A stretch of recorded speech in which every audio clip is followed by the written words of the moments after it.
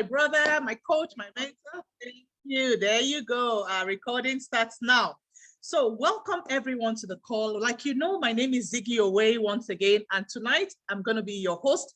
I just want to give a big shout out to Owei, who has hosted the show for the last 2 weeks when I was traveling. She did an incredible job, and everyone, loved it. I watched the recordings. They were absolutely marvelous. So thank you to the two speakers who were there, and thank you to our host, Owei, for that job. And in the two speakers were Dr. Lucy and Dr. Catherine as well from Finland. So thank you very much. We absolutely love that. Thank you, Myra, for the compliment. I appreciate that. So this evening, we're going to be talking about the fundamentals of managing your personal finances. And in fact, this is so critical right now because basically with what is going on around the world, there's almost no middle class anymore. There's almost no middle class. Everyone is struggling. The lower class, the middle class, even the upper class. When the people who are supposed to have are also struggling, you know what that means? And that is simply because people do not know how to manage their personal finances. You can make a lot of money, you can have a lot of assets, but you have no cash flow. And we know that without cash flow, your purchasing power is limited.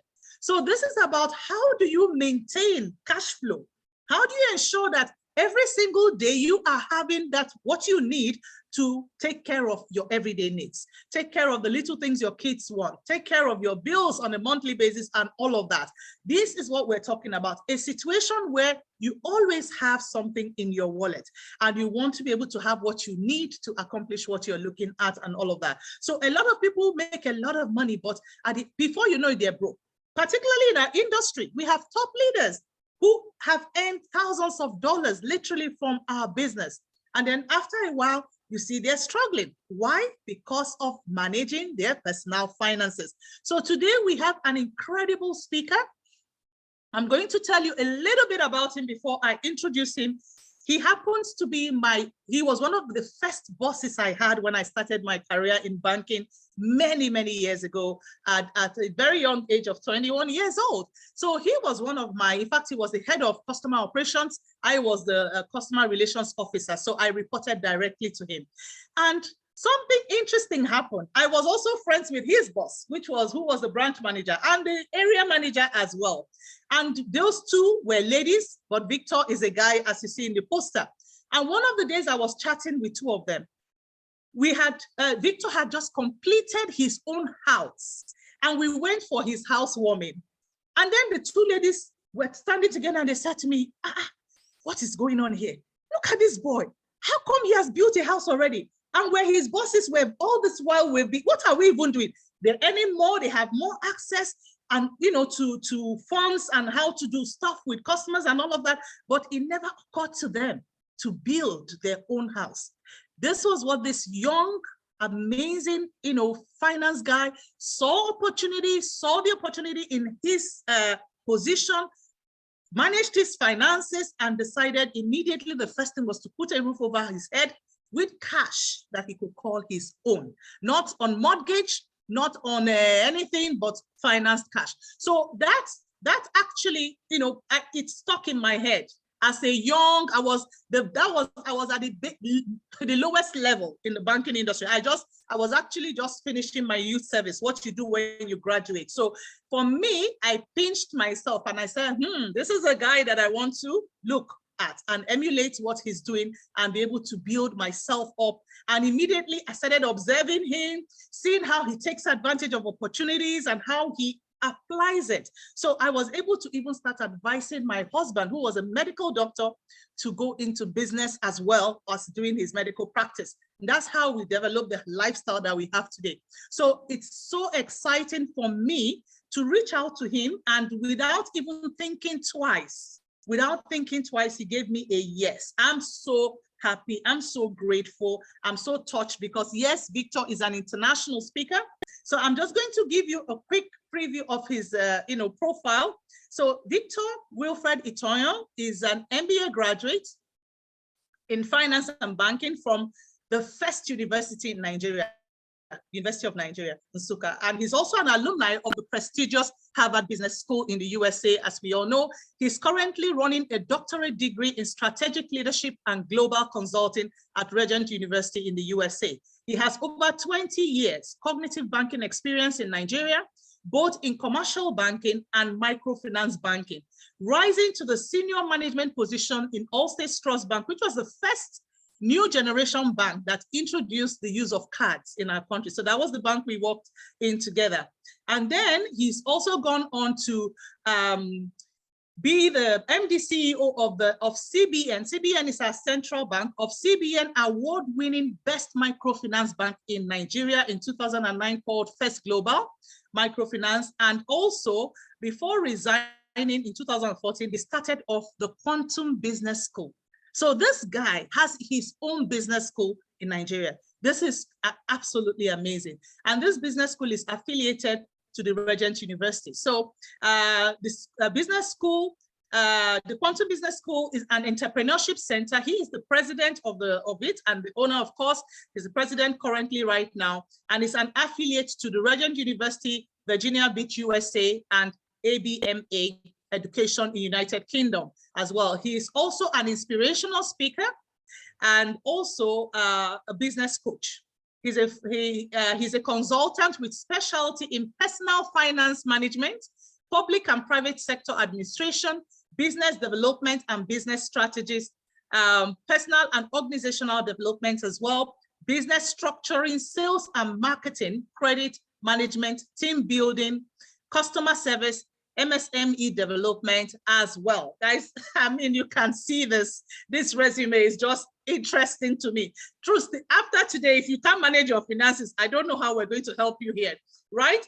And to top it up, he's also an ordained minister in the Redeemed Christian Church of God and an internationally sought after speaker. So without further ado, I don't want to take out much time. We have a lot to tap into today. I'd like to welcome you, Victor Itonyo, to our incredible secret family, where we share incredible value and bring solutions to different issues and problems that our friends and family face. So if you can put on your video and unmute yourself, that will be amazing. I'd like to see you and just know how your day was before I hand over to you. And yeah, to take us through what you have prepared for us today. So can you hear me, Victor? Yes, I can hear you, absolutely. Okay, great. And I can see you. Yeah, fantastic. I was waiting for the side-by-side view. Thank you so much, Victor. I'm so happy to have you on the call. I wonder if you knew the story that I shared right now. How was your day today? Very, very fine. Thank you. I truly want to appreciate and thank you for this privilege, and also to acknowledge the great work you are doing right over there, okay, influencing so many people and helping many to achieve their personal financial life goals. It's truly amazing. So happy that you are still related to the banking and finance, but more on the business aspect now. Absolutely. So thank you very much for the opportunity. Absolutely. Thank you so much. I appreciate that. I hope you had a wonderful day today. I knew you were very busy today with the programs you were running, and it all went well.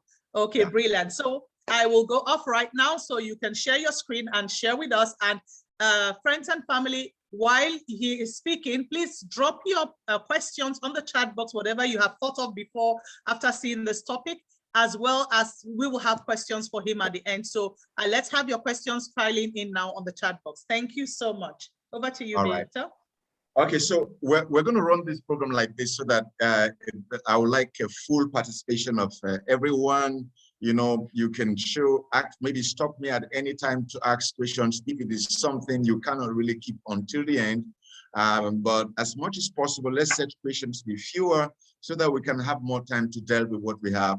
I have quite a couple of slides here to share on the fundamentals of personal financial management. Ngozi had already shared everything about me, and I'm so grateful for the introduction. Victor Itonyo is my name. So let's look at exactly what all this builds us to. And I want to start by asking some true or false questions. All you need to just go to the chat box and then respond to me, so I know that at least you are catching up with me. So now this is the question.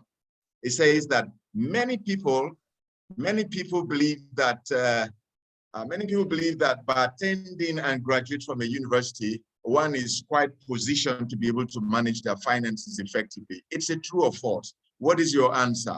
What do you say? Is it a true or a false? I want you to go to the chat box. Okay, they'll say no. Some say false, false, false, false. Fantastic. I appreciate your responses. Let's go to the next question, which is very fundamental as well. Look at this one, true or false? That the more money one have, the more likely it is for you to be a good financial manager. Financial management skill improves the more money you have. True or false? What did you say? Get to it. False, false, false, false. Wow, this is amazing. Aha.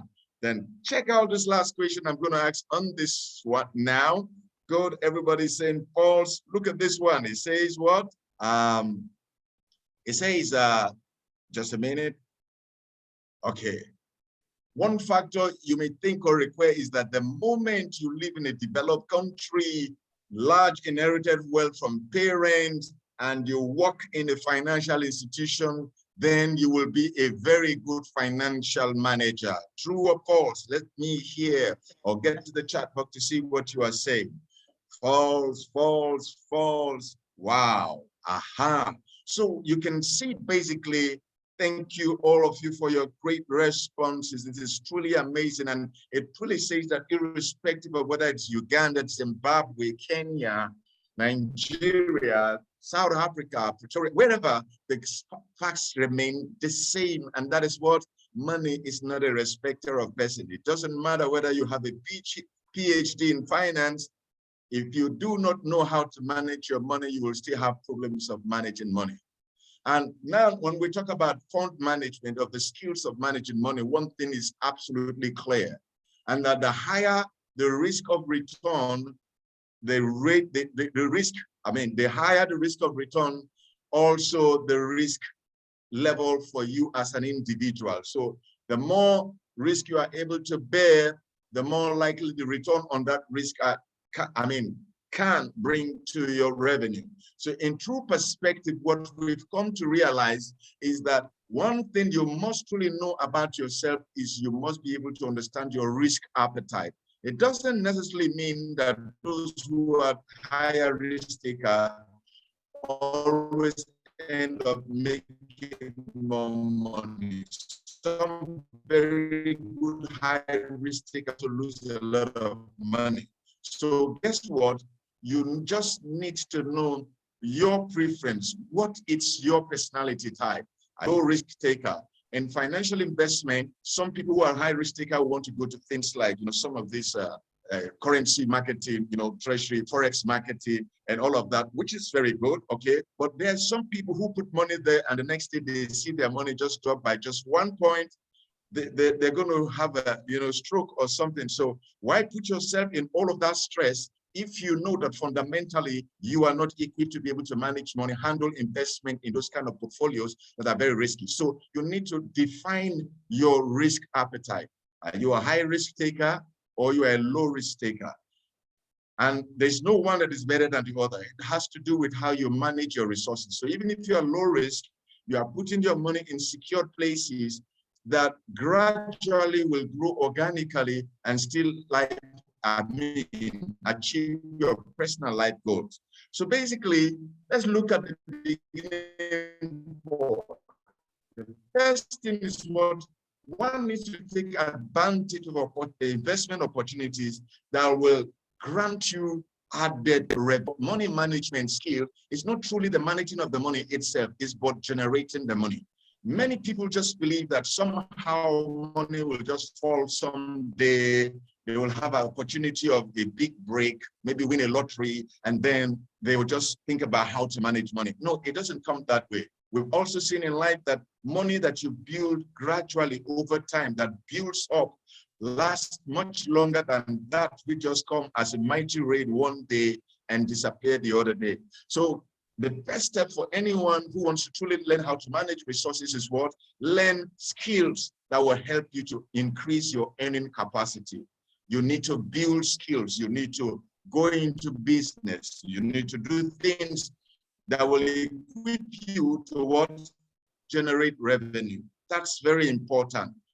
You need to know how to generate money. And when we talk about generating money, there are three kinds of, revenue. We'll need to talk about the active income. This is income you earn when you work in an organization, when you are paid wages or salaries, or you obtain when you are no more working and you are getting it. Another kind of money which you do, I like the song we were playing prior to the start of this program. You say,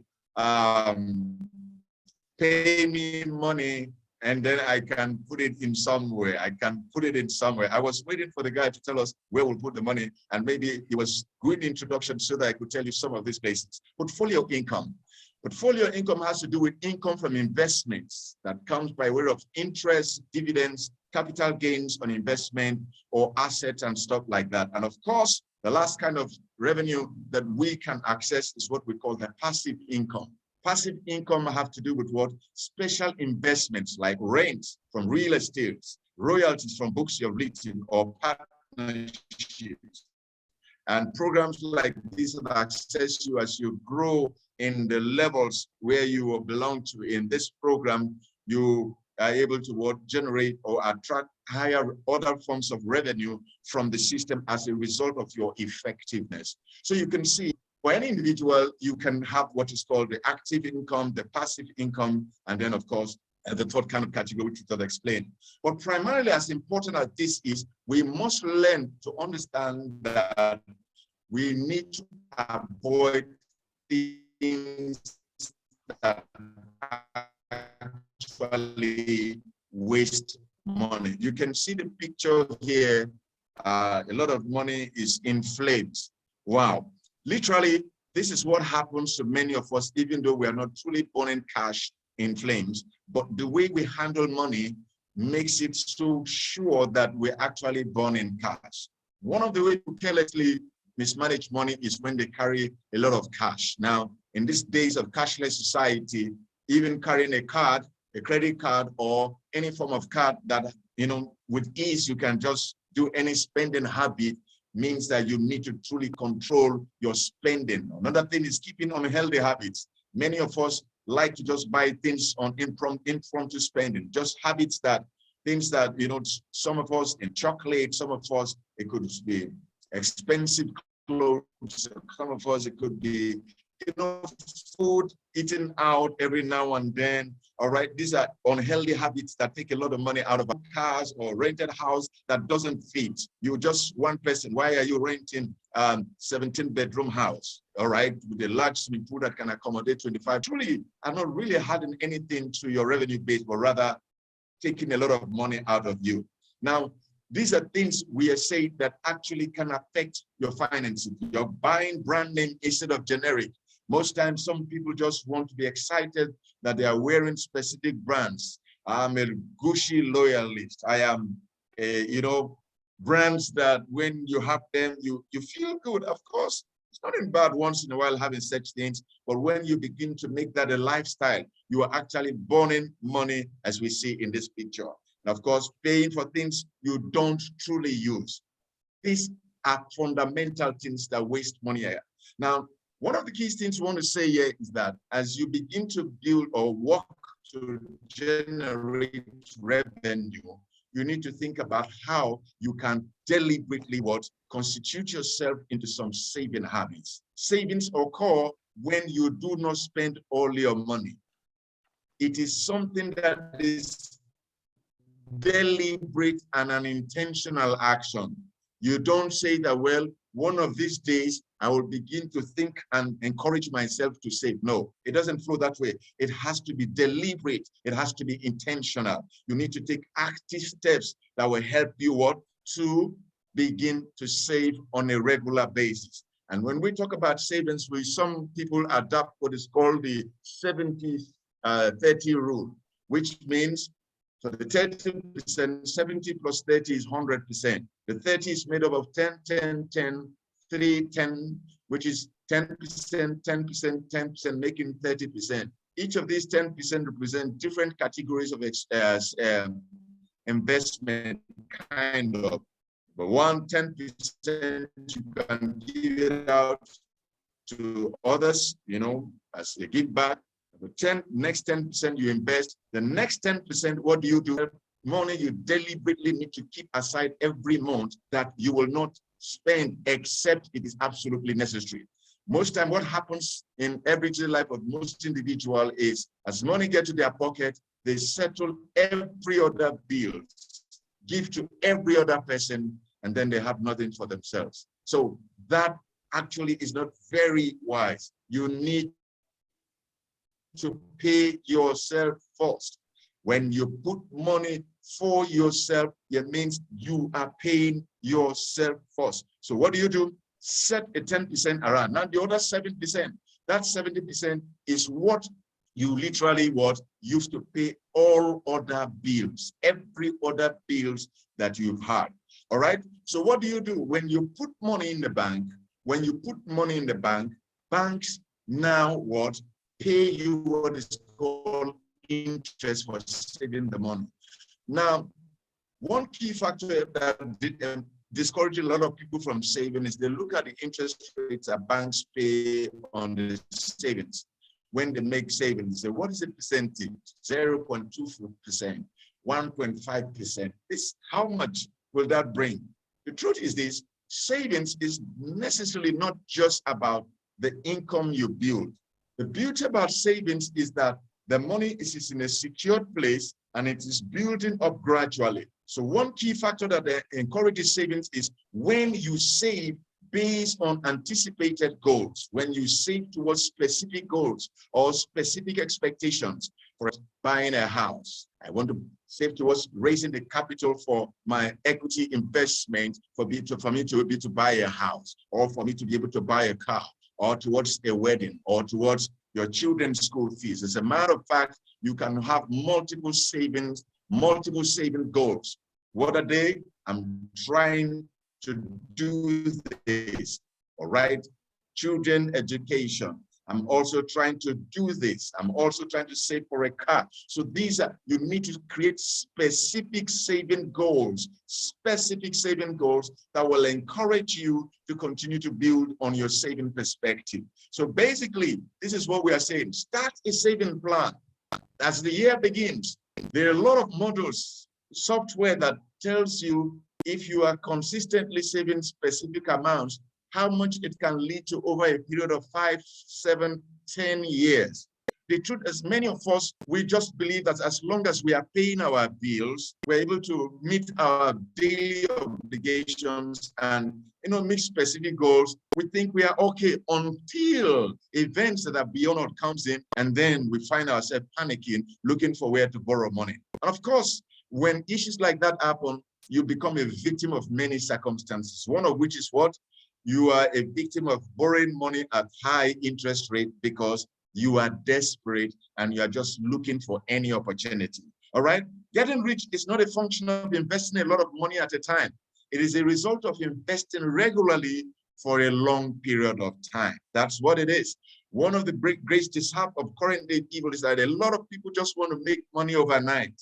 Money that is grown overnight just like that does not truly last, because the culture of what you do to generate the money will not be there. The perspective, the skills are not there. It's just something that came by way of mere chance or perchance or an event or a breakthrough that is just one-off. And if you are not able to have a deliberate, conscious habit of saving, managing your resources, the same way that money comes is where you will go. So what are the things you really need to do for you to be able to save effectively? Watch your daily leaks. What do I call daily leaks? Where your money goes. If you can see any man, any woman, you can identify where their money goes. You can actually tell the character of that person. What is the person's lifestyle? What the person loves to do? Understand this, that every little adds up. It's not big mountain at a time, but everything adds up. Next, that you need to save regularly, not once in a while. Of course, we're saying in saving, make it a habit of paying yourself first. Make it a habit of paying yourself first. Next, use simple and creative ways to save. Some people use things like piggy bank. They do a piggy bank where they can just, save little amounts of money. Some are now using apps that anytime you go and buy something and there's a change, those, that app helps you, all right? You don't collect the change from the paying institution or from the supermarket. That the app transfer the change directly to an app where it's building a regular saving habit for you. Make savings a part of everyday spending decision. Make saving part of the everyday spending decision, which means that it's a while. The moment you have made a saving part, your 10% for that month, then you can begin to spend other things. So you see, when I have saved, then I can now spend the other 70%. Rather, most of then we begin to look at how we are going to save. What are we going to do to save? No, it's the other way around. We need to be intentional and begin to look at how we can do that. Next is use a goal statement to plan your saving, which I've said before. And if you want to do any saving, it's not next year, it's not next month, it is not by the end of the beginning of 2 years' time. No, the saving plan needs to start when? Right now. And when do you do it? Right now. Some people are very disciplined, they have weekly savings plan. And so which means you can tie your saving plan according to your earnings. If you earn a weekly salary, if you earn a bi-weekly or you went monthly, then you need to strategize and apportion your savings with regards to when your cash flow comes in. So that's very, very important. Now, when you have done some savings, it is also important that another critical aspect we need to look at is investment. Now, when we talk about investment, we need to look at assets that help us to build what current income and also what investment that can increase value. Now, I told you that when you are doing a savings, the purpose of savings is not just because you want to just save to be able to earn fantastic interest. No, savings actually is to help you to build resource over time, build stable, invest stable resources over time. So what do? You have to deliberately save so that you can put it into an investment.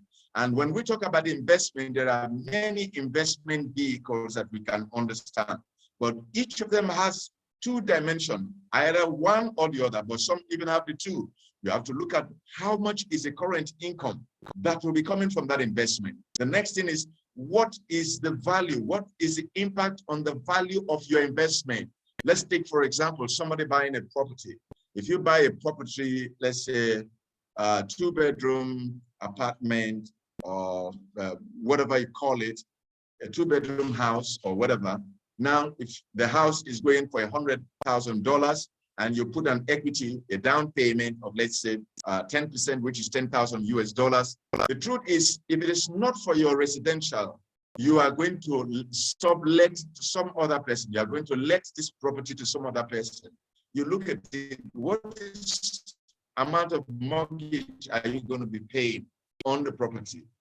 And then if you let the property, how much is the rental income? So you see, the rental income is what? The current income that you'll be earning on the property. From the rental income, you pay part as mortgage. But remember also, over time, the asset value also appreciates. What you bought as $100,000 in the next 7 years probably has increased to $130,000, which means automatically your equity has appreciated from $10,000, which you deposited, to now what? $40,000. Plus other payments you've made over time, you can see that your value, your equity holding on the property has actually gone up to some amount. So let's say at least 140 something thousand. Now, let's look at some basic things that we must deal with. You are not what car you drive. You are not described or determined by the kind of car, by the clothes you wear. Many people believe that the best way to treat themselves well, the fantastic car is good, great car is good, but never buy a car from all that you have, which is very, very funny. Most people use all their destiny to buy, let me give myself a treat. I want to give myself something fantastic. So they invest all their holdings on one asset and it's not yielding any revenue. So you need to look at investment vehicles. There are other vehicles that will also support and help you. All right. These are investment tools that can actually help you. And so we have what is called the direct investment, and we also have the indirect investment. Okay. Now, what are the differences between these investment types? Look at some investments: securities or properties, stocks, mutual funds, bonds, depending on your country. Look at there are a lot of investment opportunities that you can put money. If you have money is reasonable, up to maybe $100, $200, you can put it in stocks. But if you don't even have to $100, you just having $20, $25, you can put it in mutual funds. You can buy bonds issued by the governments of your country. Okay, there's so many investment programs that you can actually take advantage of. Look at these ones. We also have what we call the money markets. We have the fixed deposit, the treasury bills, commercial papers. When you go, if you don't know some of this, just go to your bank and try to ask your banking officer, the banking officers or the managers. I want to understand more about this. What does it mean? There are tools that allow you to put money over time that you cannot immediately have access to. You cannot immediately have access to these monies, but these monies actually help you to save money deliberately, intentionally.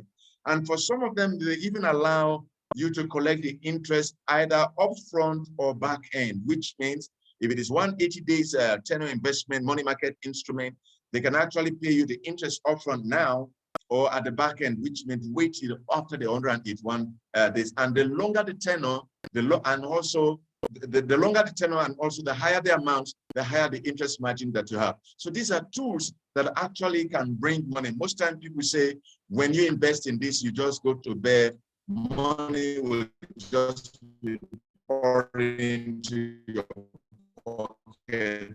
These are some of those reliable legal means of making money where you just invest in these tools. And the artifacts, artifacts, these are all key instruments that you can actually invest in to increase your income or earning capacity. What are some other things we can think of? We have what is called the short-term investments, which mature within 1 year. And then we have the long-term, which are those investments that are longer than 1 year. Now, you can also do what is called domestic investments in your country, or you can also invest overseas. These days now, nobody is limited by just area of space or location. You can invest in diverse nations. For example, if you see that the stock market in Zimbabwe is doing a lot better than it is probably in Nigeria, all you need to do is what? You just invest, put some little money and you put it in the stock market in Zimbabwe. And over time, and of course, the way the entire system is made so liberal is that selling a stock is very easy. No more complications of going into an asset management company and then filing your, no, you just send an email. Those things are sold and within 3 days they convert and transfer your money to your account, all right? You can also do overseas investment. If properties are doing much better, say for example in Australia, and you are in Johannesburg, you can look at how you can invest in the property market there and take advantage of opportunities like that to increase your earning. Now, there are certain steps that you need to consider in your investment decisions. You need to, make investment a prerequisite. Meeting investment prerequisite. Make certain necessities of life are provided for. And these are very vital things you must learn. You need to establish investment goal. Why am I investing? For how long am I putting this money? Most times, many people are so, too much in a hurry when it comes to investment. They want to put money right here today, and then instantly want to see the result now.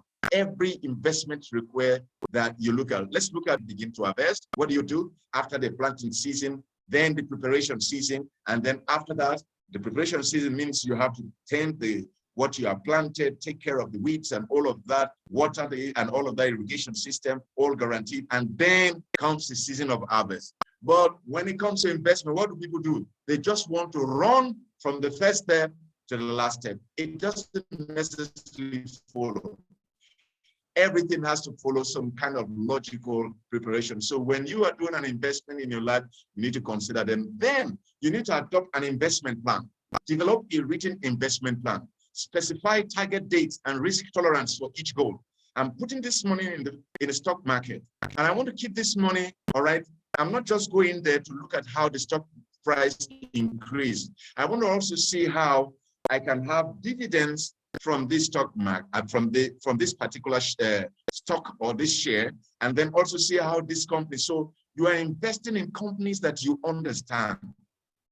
You are investing, don't just go to a stock market and the financial advisor tells you, okay, I think this one will do well. These people have been in the industry for 25 years. No, look at it. Is this something that is truly moving in the market? Is this something that is acceptable? Is this something that you see that have demand in the market? Never just invest because your financial investor or a financial advisor tells you, do you believe in that?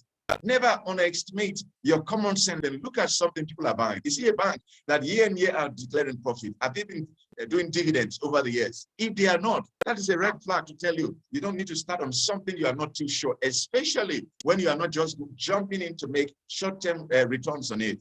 Understand the profile, what is going on, so that you can take advantage of the long-term benefit, all right? Evaluating investment vehicle, assess potential return and risk. Number 5, select suitable investment. Research and gather information on the specific investment. Make your own personal, not the one given to you by financial advisor. Time will not allow me to tell you a short story about how I sometimes patronized an investment advisor while I was in the banking industry many years ago. And I went to give this guy, this institution money, which they promised that they will be able to, help me generate at least 45% return in 2 years. And of course, I was so glad. I said, wow, 45% in 2 years, stock market, this will be amazing. And what did I do? I actually gave them the exact amount of money they required, all right? And then I put that there. Okay, I'll attend to you, Nomusa. I'll attend to your question just after the story. And then I put this money there for about, which at that time was equivalent to about $2,000 equivalent, which I gave to them to manage, expecting that 45% would give me nothing less than close to $3,000, right? And of course, after 2 years, I got to these advisors, and what did I find? I realized that my investment capital of $2,000 have actually dropped to as low as $1,100. And I was wondering, you are the professionals managing my money. How come instead of appreciation, I'm getting a loss? I learned from that experience that, listen, it's not everything the financial advisor tells you, especially when you are investing. Also follow your instincts. Now, let's go to questions from Nomusa. He said, what would be the best investment plan for someone living, working on any local currency, in a hyperinflationary economy? Let's get this straight. Inflation will never go down. That's true. If you always want to get an investment that will always give you exactly what you want to, what will match the inflationary rate, that may not be, because sometimes you see that the market keeps shifting from time to time. So if you are going for a short-term investment, then you will think about the rate of hyperinflationary, the inflationary rate in the economy. But if you are looking for a long-term, you look at capital appreciation over time. So my advice to you is that if we are going to the stock market, always consider long-term, especially when the amount of capital you are putting in is not too much. And don't pump in one lump amount of money at a time. Put it bit by bit, bit by bit. Okay, look at the question from, okay, the name is not there, but he said, what's your view on cryptocurrency? Is it a good investment option? My opinion on cryptocurrency is that it's a good investment option. It's good for somebody who is familiar with the operations of cryptocurrency to invest in it. However, because of the volatile structure of the market, never put all your investment in one basket. What do I mean? Never take all your living expenses and put it in cryptocurrency and say by the end of next year or by the end of next month, I'm going to pull out and take the appreciation and all of that. What if it's a decline? And very likely, most of the time, it could be a decline. So my advice is this: put only money you do not temporarily need. It's like a long-term investment, something you know that the money, you may not need it right now, and whether it goes or not, it's not going to lead you to visit the hospital. So what do? Just make sure that it's the amount of money you can allow to grow in that sphere over a long period of time. What would be the best way of saving and growing the emergency fund? 10% every month. Small amounts of money consistently put over time will help you to grow your emergency fund. So, but consistent is very important. Consistent. Let's go back to our slide to see how far we can go, because we still have quite a lot to catch up. Step 6, construct a diversified investment portfolio. What is an investment portfolio? A little of this in this basket, a little here, and a little there. All right. But if you are very familiar with a particular sector, then, and you understand that system, then you can put more in that aspect. For example, you can diversify your investment by putting 40% of your investment in market, treasury market instruments, all right?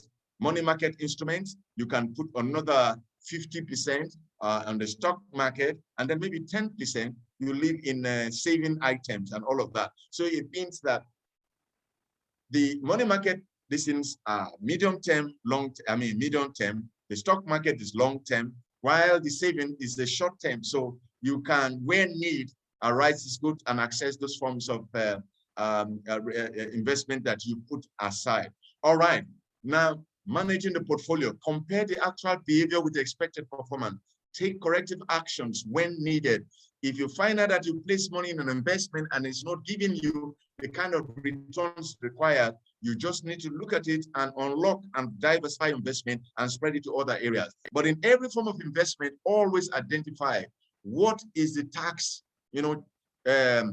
orientations on the investment.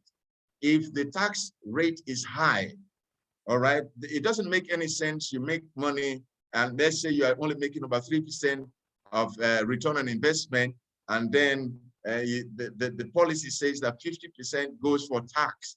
50% of your earnings will go in tax. So when you are asking your bankers or your investment advisors on any part of investment, always find out from them what is the tax implication. Somebody is saying here, okay, this Ziggy, yes, please. I will ask the question at the end. Please don't answer anymore so you can finish your presentation. Oh, I like that. That's beautiful. Please just bear with me. Let's quickly run through the presentation so that we can take all the questions at the end of it. Don't worry. I'm sure Ziggy will give us enough time to address questions, and it doesn't matter where you are calling from. Every question should be looked at in the right perspective. Now look at this. Every investment has to be tailored according to your age. Some are between their 20s to their 30s. Some are between their 30s to their 40s, 50s, and 60s, and all of that. What we advise is this: know your investment philosophy. When people are younger, they tend to have that orientation to take higher investment risk, because if anything happens, they can still correct that. But the more you grow older and you're above your 60s, or as getting to your 70s, you need to minimize your risk so that you do not go into investments that you don't understand, or that are very, very volatile, or that are subject to high, deductions in terms of taxes and all of that. You need to understand that when you are younger, you need to higher potential growth, higher potential risk, stress management gains, and overcurrent income. These are vital. Now, when you're in the middle age, 45 to 60, here the family demands and responsibility become important. All right, education expenses become higher now. and retirement savings becomes a priority. You want to save some money so that at your retirement, you should be able to at least still live a reasonable level of earning. You see, one of the things we've seen in the past generations of old is that many people made a lot of money when they were much younger, but because they never had proper investment plans, even for their retirement. So what happens, expecting that wherever they've worked for, has done, the companies they've worked for have done savings for them, and those savings will be available for them. And of course, policy changes, and sometimes companies are mismanaged, and those companies are no more. So what happens? All those expectations are gone. And it's only recently in most countries now that such rules, the 401k rules are now strictly enforced. So now there are possibilities of all that. But still, if many nations are drawing down on those same funds that should be able to take care of pensions, you know that there's a great danger ahead. Politicians don't truly care much about pension funds. They just want to draw and fulfill their campaign promises and also their personal goals of what they want to achieve for themselves. So you see that these things are not guaranteed. You need to take responsibility for yourself and your life to invest for your life. Now, when you are above 60 and older, preservation of capital becomes a primary goal. Highly conservative investment portfolios are recommended. Current income needed to supplement retirement income. All right, and that's why programs like this that you belong to is very critical. These are things that you can do at any age, all right? So you just need to see that as you are planning for your retirement, you also participate in such programs that allows you to generate revenue and still live what? Above, you can wipe away that statement that Ngozi made where she said, Ziggy made, she said that, oh, when the middle class is almost going off, you will continue to be middle class, and moving up to the, in fact, upper or lower upper class and live a standard life. So plan for your retirement. And when we say plan for your retirement, many people wait until they are 60. At that time, it's already too late. From now, begin to put something aside. Look at investment that you can put that you say, okay, these are things that are building towards my investment in the future. Now, always consider this, that investors should always consider there is a trade-off between risk and expected return. I started by saying that when the risk is high, the return is high. You need to develop financial makers that are nearly efficient. Never just put your money in any investment tool. A lot of people have lost money in several, money ventures that they truly did not understand, or they don't know how it operates. But because of the promises, you put this amount, and you get this amount instantly without any work. Those things, one has to be very careful. Now, focus on the after-tax return, the net of expenses. You need to diversify across asset types, industry, and even in countries. When you are able to diversify your investment, it gives you a higher percentage of, credit worthiness, or also value of living. You are able to do things in perspective, knowing that these issues are taken care of. So look at this advice. Say, don't put all your eggs in one basket, except you are very, very sure about that basket. Except you are very sure. Diversify your risk, reduce your risk element without necessarily sacrificing expected return. Never ever trade off return for, on your investment. If an investment does not have any potentials of generating any revenue for you, you just need to be cautious in those and taking those kind of investment decisions. You need to find out, if I put this, what is coming, and then do not invest and go to bed. That's a mistake many people make. They invest money, and what do they expect? They want the investment to now advise them. No, when you have invested, you need to go back from time to time to check how the market is doing. Now, investment has to do also with timing. The right timing is very important. You need to understand what is the timing. Some new industries are coming, are just coming into perspective, coming into operations, all right? Before now, we didn't have anything like Google, Amazon, and all of that. These are things that came up some 10, 15 years ago, and now they are the rave of today. In the same way, there are some new companies that have great prospects that are coming up now. So the best time to invest is not to wait until everybody has gone to the market, but rather you go in now and then you begin to build gradually. So by the time this company has been in operations for 10, 15 years, you are one of the key, beneficiaries that will say, I invested $200 and look at in 15 years, this thing has turned to 15,000 US dollars. This is amazing. This is how investment works. So what do? There are two conditions of any economy you shall look at. You have to look at the recovery of the expansion. Look at wherever you want to invest. Is the business expanding or is it contracting? Is it growth oriented? Is the speculative stock, are they doing well? Is the economy going through a decline? Now, in some environments, when the economy is under recession or under a decline, that's even the best time to invest. Property prices will be coming down because investors or people just want to have access to cash that they will be spending from time to time. So what do? If you have excess cash, that is the best time to buy. Look at the 2008 bubble burst. A lot of people said, oh, we lost money in the property market, things are down, the stock market has collapsed, there's so much fraud in the system. But just then, at that time, if you look at the capitalization, for example, the US stock exchange, it was quite low. But today you can see that it's gone even three times the value of what it was before.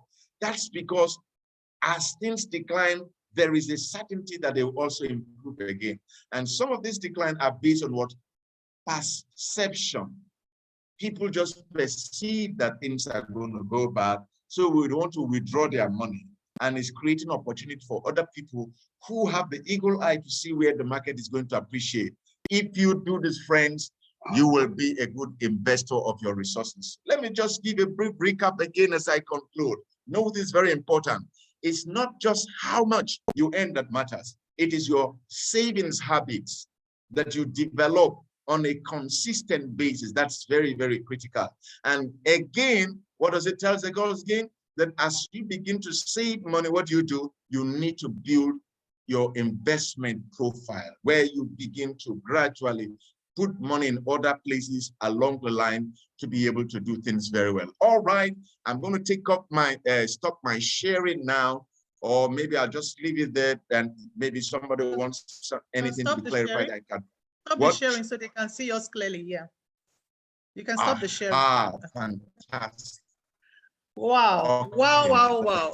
Guys, now you know why I was excited about the sharing. Okay. Yeah, thank you so much, Victor. That was power-packed. Lots of information, but very, very critical information. I mean, I'm sure the guests know exactly why I was raving about you. You did absolute justice to this topic, and we want to thank you so much. Before I jump into those questions, there's some things he said that really stood out for me, which is the first thing he said was being intentional. That's a word we are used to in secret. Being intentional. If you're not intentional, nothing is going to happen. So that is so good. Being intentional with your savings. And then, of course, having the specific savings goals. So it goes to what we talk about, having your targets. If you don't have a target, you're not working towards anything. So it's not possible for you to actually achieve anything. So that really stood out for me. And that is absolutely amazing. And of course, having a savings plan. You can have a target, but you don't have a plan on how to get there.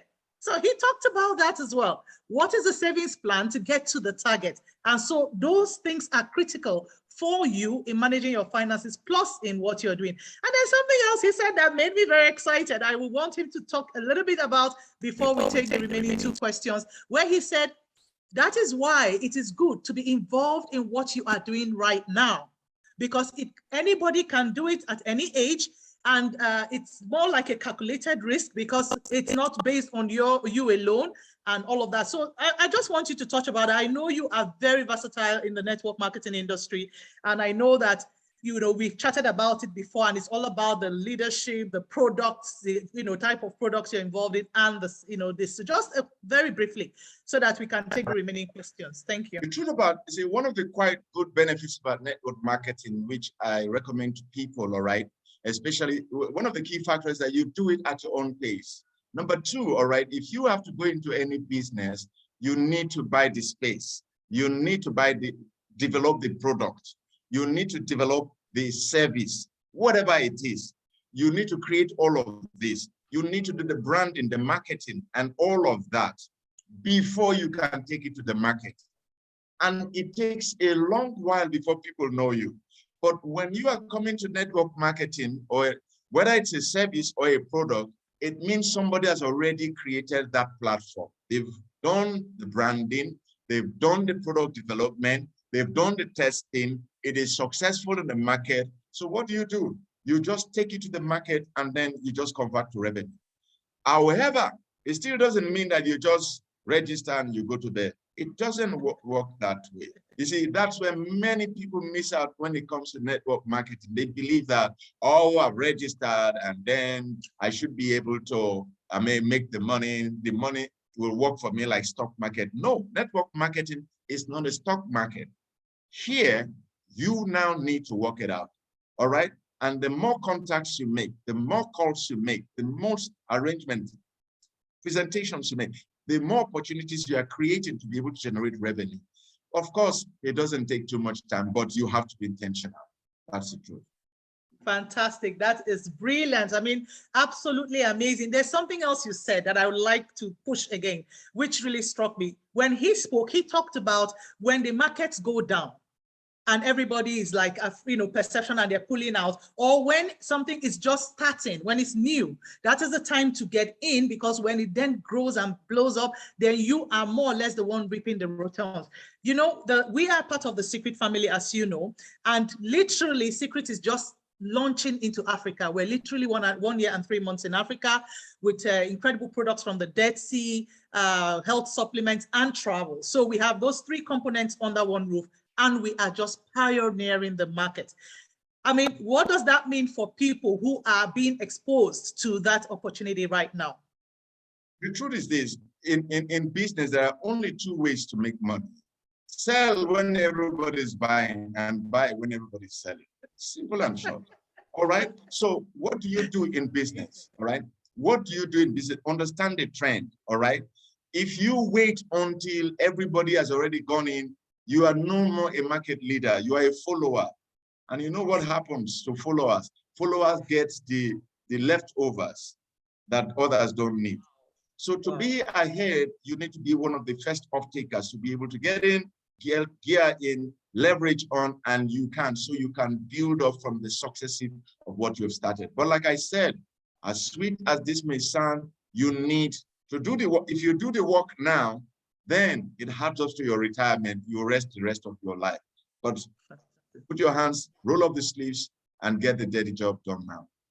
Absolutely. I just love you, Victor. You know that. I mean, this is so great. I love the way you explain it. And I mean, he says, buy when everyone is selling and sell when everyone is buying. So that's absolutely amazing. Now, let me quickly take the 2 questions we couldn't take from the chat group. And then I have one important one for you to close up the show. So someone says, in the 10-70% thing you said, is it on your gross income or your net income after tax? So where do you apportion your 10-10-10-70? You let's not talk about your tax. The tax doesn't come to you. As soon as you do your work anywhere, what would they do? They deduct everything and then they give you the net amount. So we are talking about your net income, what comes to you, all right? So for example, your salary is $1,000, but the net amount that comes to you is $800. We are talking about that $800. 10, 10, Fantastic. 10. All right. Fantastic. So that is even before you buy food, pay this, pay that. That's your income, literally your net income. That's it. That's what comes to you. Yeah. Great. So someone says, let me just ask it, what is the best way to save and grow the emergency fund? I think you touched on that, but maybe you have something you want to add. All right. For emergency fund, okay. Emergency fund, yeah. All right. I said that 10% pay yourself. That 10% now is money that you do not touch. So you can make that part of your emergency fund so that when unexpected events come, you go there, but it's not something that you go there all the time. And when that season is over, you have little excesses, you fill it up back. That's the motive. You fill it up Amazing. back, all right? So for your funding, the 10%, that portion you don't touch at all. You just allow that amount to grow. But if you have any emergency, you can go there and take from it and then refill back. So that amount is consistently growing. Fantastic. Thank you so much. So those are the last two questions we missed out on the chat box. The other thing that I wanted to ask when you spoke, this may be peculiar to Nigeria, but also Zimbabwe and maybe some other African countries. We know that our foreign exchange rate is so volatile. So one of the reasons why people are a bit, on the edge about saving. I mean, I can save maybe if I were in Nigeria, for instance, I can save 10 million naira or even 50 million naira, for instance. Now I'm not touching that money and all of that, and I'm supposed to be saving it. But then before you know it, that 50 million naira is like what, maybe because of the exchange rate and all of that, or even if I'm saving it in dollars and now more or less in naira, sorry, then it is what way less. So how do you, cope with that kind of situation? Be smart, be smart. Exchange rate is changing so much. Start saving in the foreign currency. Start saving in the foreign currency. All right. If you know that the dollar rate is going so much, why are you keeping your naira? Why are you keeping on Zimbabwe dollar? Say why save in every country allows you to have a domiciliary account, a foreign account. I don't save in naira. Personally, I don't save in naira. I rather save in dollar, and then when I need naira, I go to change the dollar into a naira. That's how I spend. So I'm always a little bit ahead. That's the right way to do it. Because if I keep it in naira, then I just realize, okay, but that doesn't mean you won't keep any naira at all. You are spending naira, so keep some little money for naira daily expenses, but in terms of saving the foreign currency. This is absolutely amazing, guys. What's the good thing here? We earn in dollars, so we are getting our money in dollars from what we do in the secret family. So that is a good way for you to make sure you have a dollar account anywhere in your country, in a foreign country, wherever it is, you can open that and put away part of that money. He has already told us the statistic, 10, 10, 10, 70. Put away that your 10 in that dollars and let it just grow there for you.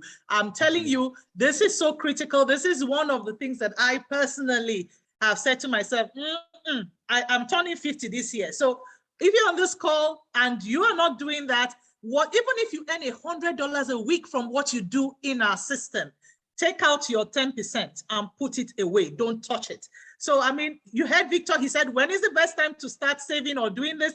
Now. So I love that. That was really, really amazing. And I just want to see if there was any other thing that I wrote that I haven't covered. If there's any more questions, we have just one more minute, just a few minutes. We've run out over time, but this is such an important topic. I'm willing to give any more question or anything. If not, guys, what is the last word you have for us, Victor, just to close up, and then we can round off for the day? All right, in rounding up, I just wanted to say that, listen, it doesn't have to be, you have to be intentional. It doesn't have to be big amounts. It could be some amounts you save can look very small and miserable, but just start. And when you start, you can only grow from there. Number two, as you begin to save, also learn how to increase your earning capacity. That's very important. You can't be the same way you were before. Otherwise, saving will become very miserable and you're so unhappy. So improve your earning capacity and keep saving. And guess what? Give yourself a fantastic treat every now and then for every achievement that you make. Thank you very much. Do have a wonderful evening. Wow. Thank you so much, Victor. Guys, we need to show Victor some love on the chat box. Come on, guys. He has completely with his whole heart dumped on us this evening incredible information for ourselves, our friends and family. Show him some love. Let us, show him how happy we are. Thank him. I just want you guys to show him the secret love. Show him the secret love and thank him for an amazing, amazing evening. Victor, I'm so grateful. I know that you are usually paid a lot of money to do these talks and you did not even ask me for a dime. That means so much to me. I truly appreciate you. And, you know, you were one of my very, very favorite bosses. We've been in touch all these years. I learned so much from you silently while you were head of operations, and you know, you're someone I have massive respect for. So thank you so much for being with us this evening. Congratulations on all your achievements. And when next time in Nigeria, I'd like to come tour your business school as well and just get to have some more information about that too. So thank you very much. And thank you everyone, listeners, friends and family who have joined the call. I hope you have taken away something amazing. Next week, we are going to have another interesting topic for you that will be beneficial to you and your family. And those of you who were invited guests, if you want to know more about our secret family and how we give value to people on a daily basis, whether it's financial, whether it's for your family, whether it's health, whether it's, you know, recreation, whatever it is, we have a lot of value that we offer through talks like this and through how we grow our business as well. So get back to the person who invited you and tell them to tell you more about the secret family. For now, it's good night and have a good day or good morning from wherever you're tuning in from across the globe. And thank you once again, Victor. We truly appreciate you today. Thank you. Thank you. You're muted, Victor. You're muted. Thank you. Thank you all. Yeah, okay. Thank you so much. Have a good night. Yeah. Bye. So the Thank you, recording will be Victor. made Thank you, available Ziggy. and you all get to hear and repeat listening Thank to you what so much. Thank you so all. much, Have a great Ziggy and day. Thank you. Victor. Thank